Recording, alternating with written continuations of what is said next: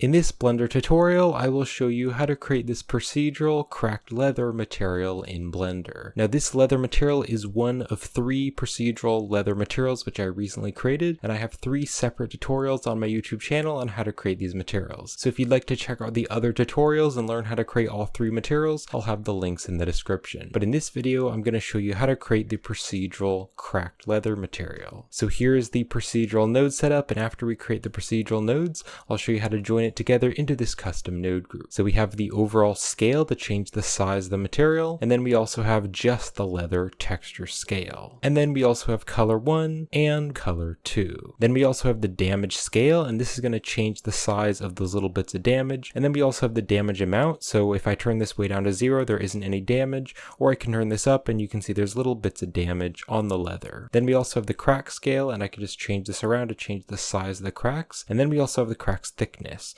So if I turn this way up, you can see the cracks are much bigger, or I could turn them way down, and those cracks are going to be very thin. And then we also have the crack's visibility, so if I turn this up, you can see there's lots of cracks, or if I turn this down, there isn't any cracks. Then we have the crack's color, and this is just going to be the color inside the cracks. And then we have the roughness of the leather, and finally we have 3 bumps. So we have the crack's bump strength, so if you want to make the cracks look deeper, you can turn that up. And then we also have the leather bump strength, and also the creases bump strength as well. If you'd like to help support me and this channel and purchase these materials, then you can get them on my Gumroad store and my Patreon page with the links in the description. And if you'd like to purchase all of my procedural materials, then definitely check out my Ultimate Blender Procedural Material Pack with the links in the description. And you can also purchase my procedural material packs if you'd like to purchase packs of 10 materials. And if you'd like to learn how to create any of my procedural materials, you can check out my Blender Procedural Material Tutorial playlist here on YouTube. So real quick, I'm going to show you my scene setup if you want to set up the Blender file the same way that I have. But if you want to skip this part, then you can check out the timestamps in the video description and just jump to the procedural material. So what I did is pressed Shift A, I went here to Mesh, and I added an icosphere. Then I pressed Shift A, I went here to Mesh, and I added a plane, and this plane is going to be the cloth object.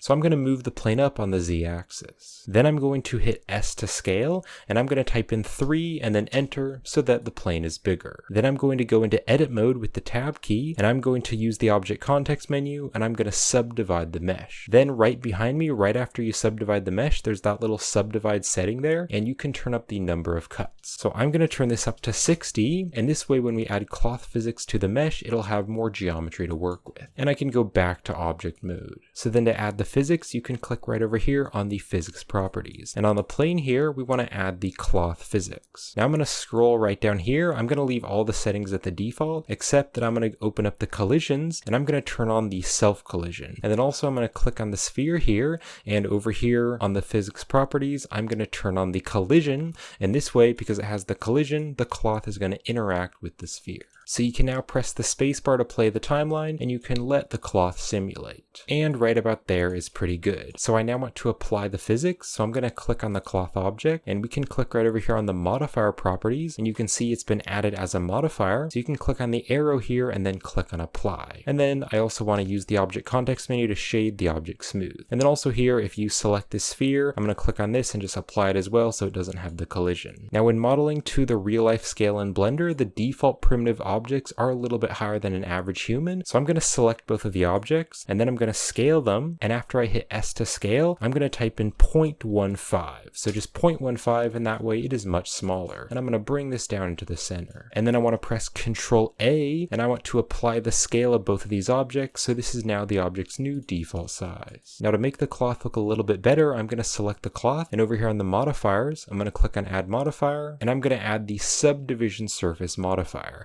And then here on the Levels Viewport and Render, I'm going to turn this up to 2, and that way the cloth looks quite a bit nicer. I'm also going to click on Add Modifier, and here under Generate, I'm going to add the Solidify modifier, and that way the cloth has a little bit of thickness, but then I'll just turn the thickness value down so that it is a very small thickness value. And then I also just added a camera, and I pointed the camera at the object. And if you select the camera, you can go over here to the object data properties, and I turned the focal length up to 100, and that way it just kind of zooms the camera in and it makes things look a bit more flat, and I do like that a bit better. Now for the lighting, I added these two area lights right here. So this first area light is over on this side, and right over here, if you go to the object data properties, I turn the power to 150. And then this light over here, I turn the shape to rectangle, and I turn the power to 50. And I put this a little bit behind the leather object, and this way it's going to give a little bit of a rim light behind the object. Now to get some nice realistic lighting and reflections, right over here on the world properties, I added in the reading room HDRI. So this is a free HDRI from polyhaven.com. Links in the description if you'd like to download it. And I downloaded the 1K HDR version. So once you've downloaded the HDRI, you can click on the yellow dot here next to color on the world properties, and you can choose environment texture, and then just click on the open button and you can open up the downloaded HDRI. Now if you want to make the background transparent so that you can't see the world in the background, you can go right up here to the render properties, and you can open up the film tab right here, and you can check mark the transparent button, and that way you can't see the HDRI in the background. And then also if you open up the color management right here, I set the view transform to filmic, and I set the look to very high contrast, and this will make the final image look more contrasty and saturated. So I'm in the shading workspace, and I've put the 3D viewport right over here, and I'm in the rendered mode so I can preview the material. And then right over here I have the shader editor to create the procedural setup. And then before we start, I'm also going to be using the Node Wrangler add-on to preview the different nodes.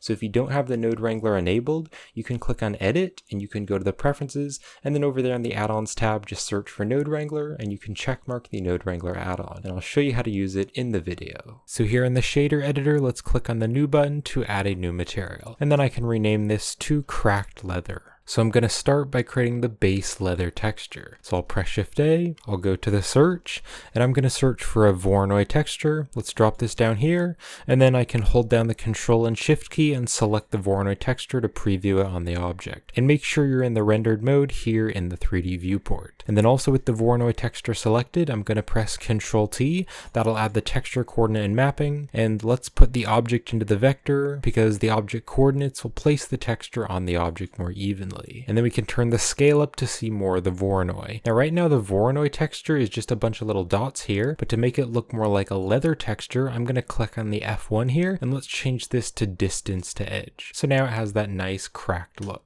But I want to make it much smaller, so here on the scale, I'm going to turn this value to 700 so that the cracks are very small. Now if I zoom way into the cracks, you can see that the edges of the cracks are very smooth, and so I want to distort the cracks to make them look a bit more noisy and make them look a bit more natural and organic. So I'll press Shift A, let's go here to the search, and I'm going to search for the Musgrave texture, and let's put the Musgrave texture in between the mapping and the Voronoi. So because the Musgrave texture is going through the vector, it's distorting the placement of the Voronoi texture. So let's change some of the Musgrave texture settings. So I'm going to turn the scale up to 50, and then I'm also going to turn the detail to the max of 15 so it's very detailed. And this dimension here, I actually want to turn this down, because if I Control Shift and select the Musgrave, if I turn the dimension down, you can see it's going to be more detailed. So I'm going to turn the dimension to a 0.52. So now if I Control Shift and select the Voronoi texture, you can see it's distorting it and it's super noisy. Now that is way too noisy, so I want the Musgrave texture to have less of an effect on the Voronoi. So I'll press Shift A, I'll go here to the search, and I'm going to search for a mix node. Let's drop this up here, and then I want to change the float to color instead. And I want to drop the mix node in between the Voronoi and the Musgrave. So I'm now going to take the height value of the Musgrave, and I'm going to put that into value B. Then here on the mapping vector, this is just the object coordinates, which isn't distorted at all. Let's put the vector into A. So now we're mixing between the mapping, which isn't distorted, and the Musgrave, which is distorted. So we're mixing those together, and then that's going into the Voronoi vector to distort the Voronoi. So if I turn the factor all the way to 0, you can see it's not distorted at all, but then as I turn the factor up, it's going to be more and more distorted. Now you can see the texture is moving around as we drag the factor. So I'm going to click on the mix here, and I'm going to change it to linear light, and this way I can drag the factor, and it's going to distort it, but it won't move the texture around. Now I want the distortion distortion to be very subtle. So here on the factor, I'm going to turn this to a 0.001. So now you can still clearly see the Voronoi, but it has a bunch of noise all over it. So I want to drag the principled shader back here so I have a bit more space. So I now want to make this texture more contrasty, and then we're going to make the colors. So I'll press Shift A, let's go to the search, and I'm going to search for a color ramp, and let's put the color ramp after the Voronoi. So if I drag this white tab over, that's going to add more white. So if I zoom in closely, you can see it's going to make it much more contrasty. And the black cracks are also getting much more small. So I'm just going to put the white tab to about there. So I now want to make two different colors. So I'll press Shift A, let's go here to the search, and I'm going to search for the mix node.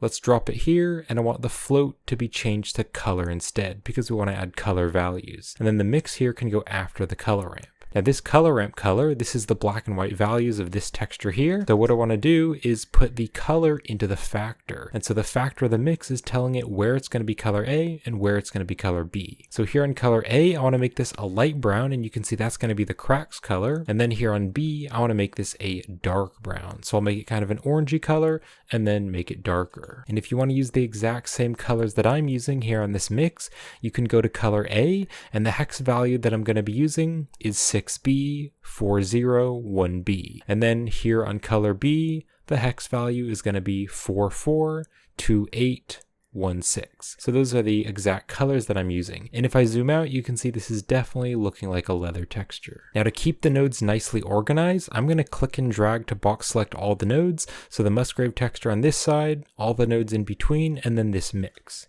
So I'm now going to press Control J. Control J is going to join the selected nodes into a frame. So then if I click on the frame, I can press F2 to add a label, and I'm going to call this leather texture. And then if you want to, you can box select these nodes.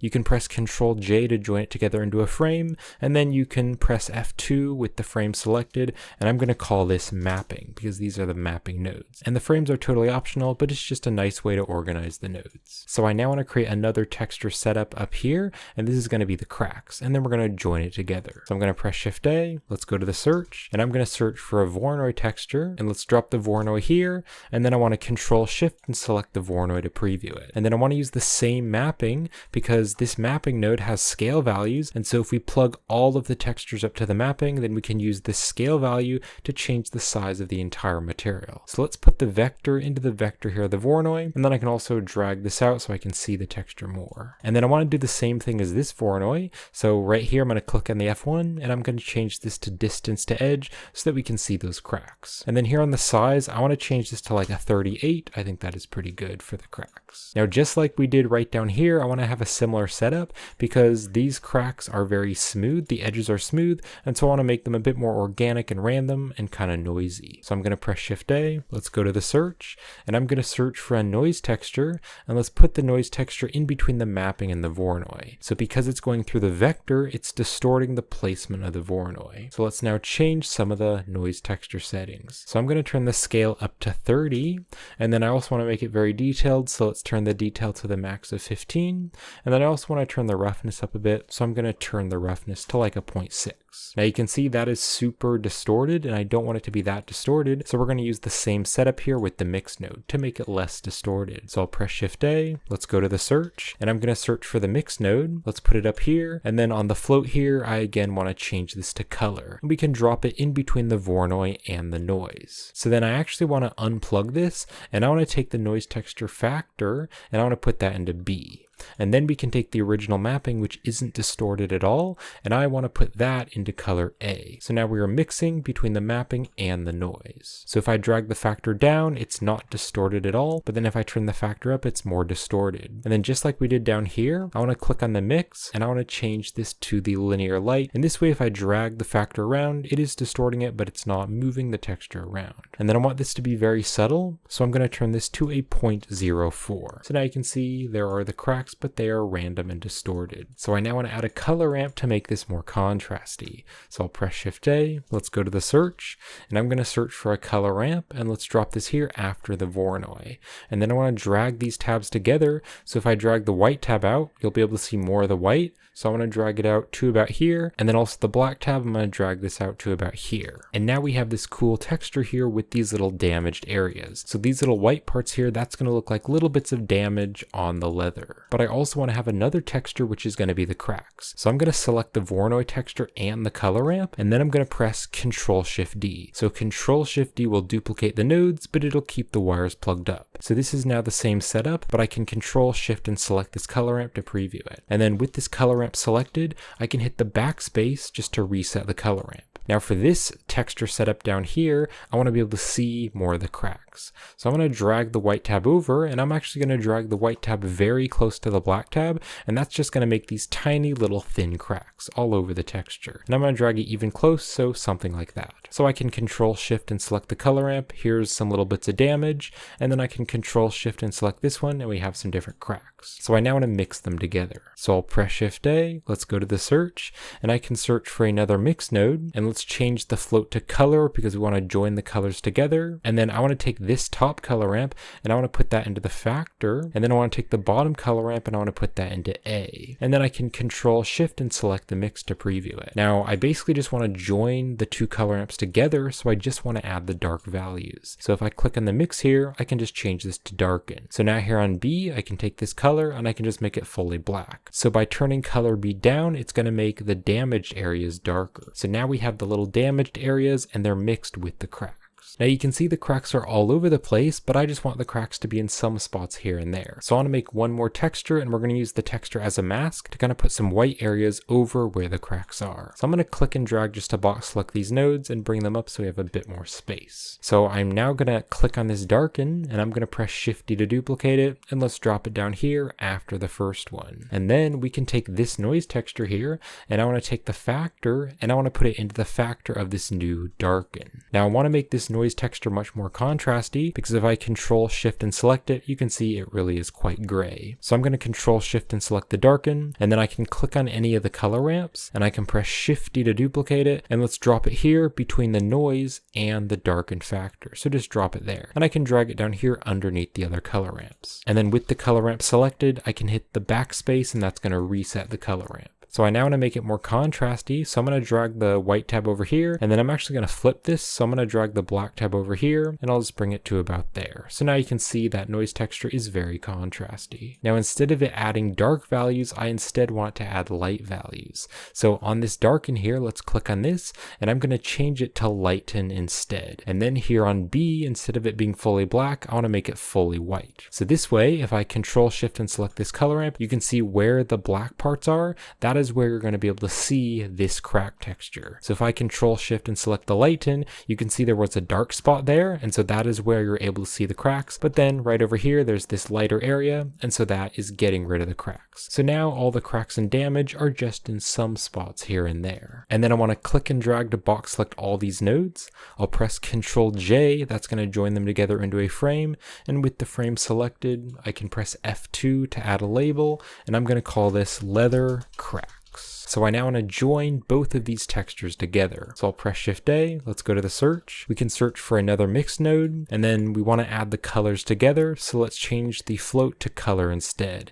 And I can drop this right in here between the lighten and the material output. So we want the cracks to be going into the factor, because the factor is telling it where it's going to be color A and where it's going to be color B. So then here on the leather texture, we want this mix to be going into color B. So now that we're mixing those together, color A is going to be the color of the cracks. So I can make this whatever color that I want, but I'm going to make it kind of a peachy color. But it's going to be a bit darker, so kind of like a light brown. And if you want to use the exact same color that I'm using for the cracks, you can go to the hex value and you can punch in 9258A33. So this is the final color texture. So I can drag the principled shader over, and I want this mixed result to be going into the base color, and then I can Control-Shift and select the principled shader to preview it. Now you can see see this leather material is very shiny and I want to make it more rough, but I want some parts to be more rough and other parts to be more shiny. So I'm going to take this color here, this mix result, and I'm going to put it into the roughness. But then I want to have more control over the roughness because right now it's very shiny. So I'll press Shift A, let's go to the search, and I can search for a color ramp,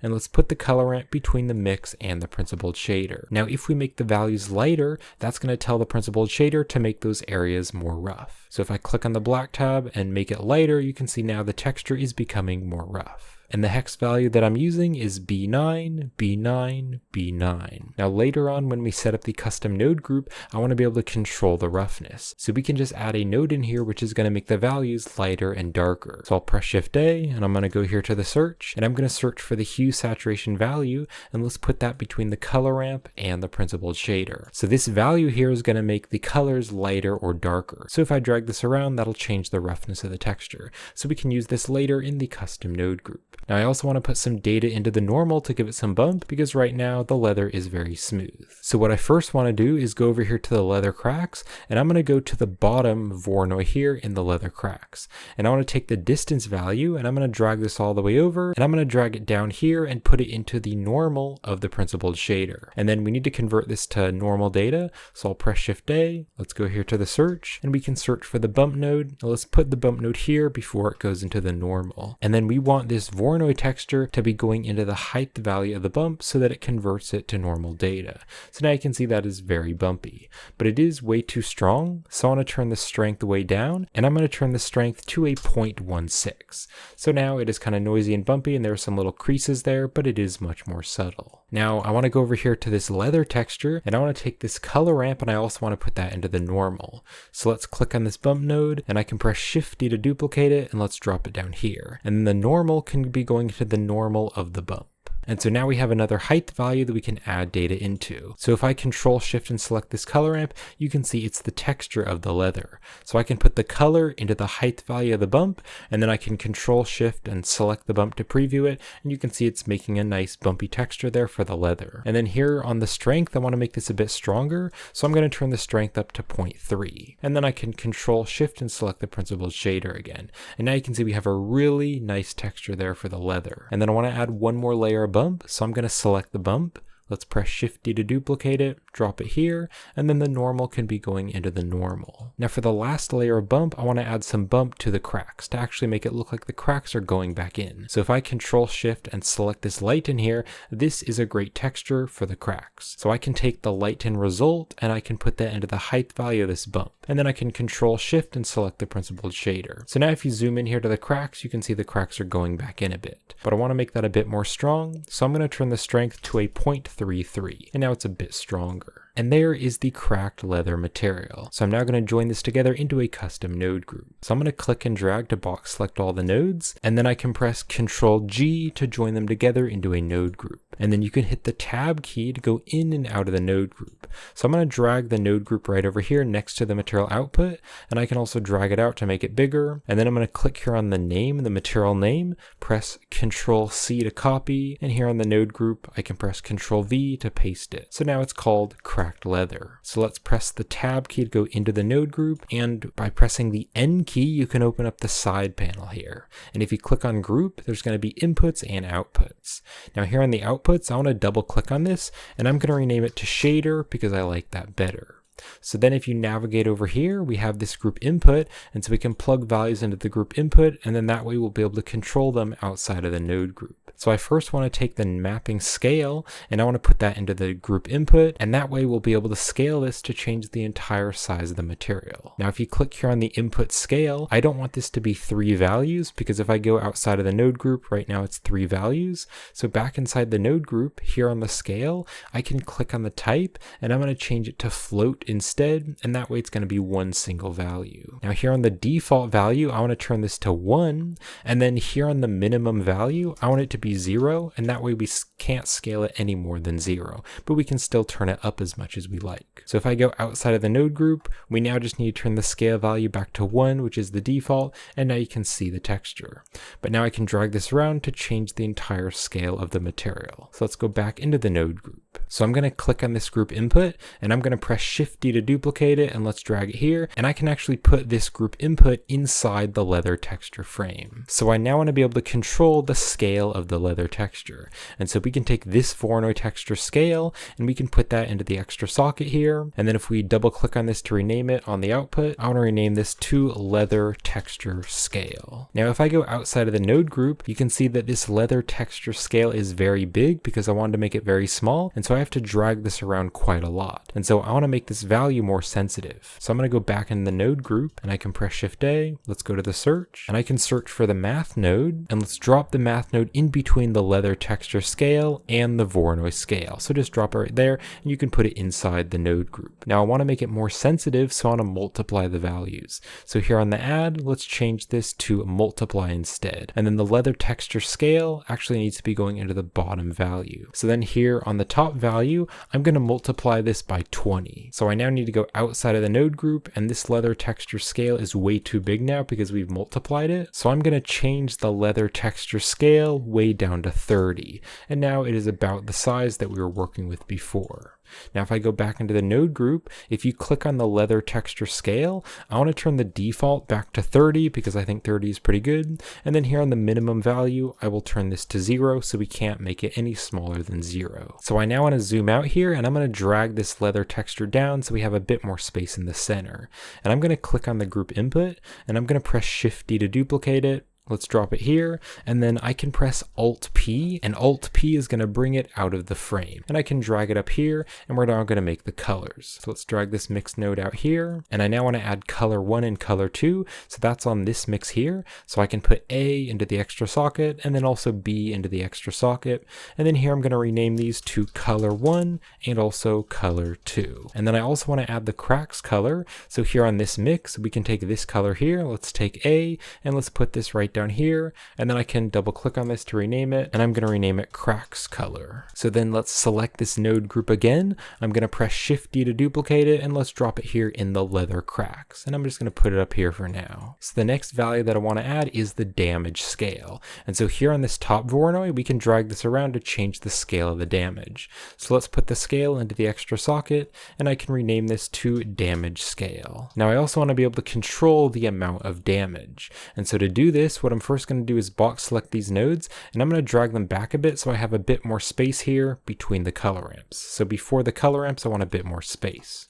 So what I'm going to do is press Shift A, I'm going to go here to the search, and I'm going to search for the hue saturation value, and I want to put this between the Voronoi and the color ramp. Now why I'm doing this is because if I Control Shift and select the color ramp, I can now take this value and I can make it brighter or darker, and because I'm making it brighter or darker, that's going to change the size of the damage. So I can now take the value of the hue saturation value, and I can stick this here into the extra socket. And then I can Control Shift and select the principled shader to preview it. So then if I go outside of the node group, I can Control Shift and select this again to get rid of the temporary viewer. And we now have this value here. And so if I drag this up, there's going to be more damage, or if I turn it down, you're not going to be able to see the damage. So back inside the node group, right here on this new value that we've added, let's rename this to damage amount. Now I also want to add a value for the crack scale. So this Voronoi texture here, that's going to control the scale of the cracks. So let's put the scale into the extra socket here, and then I can rename this to cracks scale. Now I also want to be able to change the thickness of the cracks. So I'm going to do basically the exact same thing with this hue saturation value, but down here. So I can click on the hue saturation value, and I can press Shift D to duplicate it, and I want to drop it in the wire between the Voronoi and the color ramp. And there is another wire here, so if I just drag this up, you can see it better. So I want to drop the hue saturation value between the Voronoi and the color ramp right there. Now if I change this value here, that's going to make the texture lighter or darker. So you can see if I turn this way down, now the cracks are very thick, or if I turn it up, the cracks are very, very thin. So I can take the value and I can put this into the extra socket, and I'm going to rename this one to cracks thickness. And then I want to do the same thing for this one down here because I want to be able to control the cracks visibility, because I want a value which is going to add more or less of the cracks. So I can click on the hue saturation value, let's press Shift D to duplicate, and I want to stick it here before the last color ramp. And then this value, if I turn it up, you can see many more cracks, or if I turn it down, the cracks are completely invisible. So I want to take the value and put it into the extra socket here, and then right here on the value, I can click on this, and I'm going to call it cracks visibility. And then if I click back up up here on the cracks color, I want to click on this arrow to bring it all the way down to the bottom because I do want it to be on the bottom. So we can now just go down here and select one more of the group inputs, and I want to press Shift D to duplicate it, and let's drop it right down here. And for this last one here, we're going to add the roughness and the bumps. So this hue saturation value, I can drag the value and that's going to change the roughness. So let's put the value into the extra socket here, and then I can click on this and I'm going to rename it to roughness. And then finally, I want to add the bump strengths. So this one here is going to change the bump strength of the cracks. So let's put the strength in here, and then I can rename this to cracks bump strength. And then this second one here, if I turn this up and down, that is going to change the bump of the leather. So let's take the strength, put that in there, and then I can rename this one to leather bump strength. And then finally, this last one here, if I make it stronger, you can see it's going to make the creases stronger. So let's put the strength in here, and then you can rename it to noise bump strength if you want to. I'm going to rename it to creases bump strength. Alright, so just zoom out here. I can press the N key to close the side panel, and now that we're finished, you can click on each one of these group inputs, and you can press Control H. So Control H is going to collapse the group input, so now it is smaller, and you'll just be able to see the values that are plugged into it. So up here, I can press Control H, kind of makes it smaller, makes it more neat. This one here, Control H, and then I can also drag this up here, and then this one here, Control H, just to make it smaller. So now you can hit the tab key to go outside of the node group, and we can review the final material. So we have the overall scale to change the size of the material. We also have this leather texture scale. Then we also have colors 1 and 2. Then we just have the damage scale if you want the damage to be bigger or smaller. And then we also have the damage amount. So you can see the damage is bigger, or you can just completely turn the damage down. Then we also have the crack scale. That'll just change the scale of the cracks. And then we also have the cracks thickness. So I can turn this down and the cracks are going to be much thicker, or I can turn it up and the cracks are very, very thin. And then we also have the cracks visibility. So if I don't want any cracks, I can just turn this down to 0. Or if I want lots of cracks, I can turn this all the way up to 2. And then we also have the cracks color. And then finally, we have the roughness of the material, and then we have the cracks bump strength, then we have the leather bump strength, and then finally the creases bump strength. And there we have it. So there's the procedural cracked leather material. So I hope you enjoyed this tutorial, and thank you for watching. And if you'd like to help support this channel and purchase these materials, you can purchase them on my Gumroad store and my Patreon page with the links in the description. And if you'd like to purchase all of my procedural materials, then definitely check out my Ultimate Blender Procedural Material Pack. And my Ultimate Procedural Material Pack has all of my procedural materials pre-set up in Blender's asset browser with custom thumbnails, sorted catalogs, and customizable node groups. And you can also check out my procedural material packs if you'd like to purchase packs of 10 materials. And if you'd like to learn how to create any of my materials, you can also check out my procedural material tutorial playlist here on YouTube. So I hope you enjoyed this video, and thank you for watching.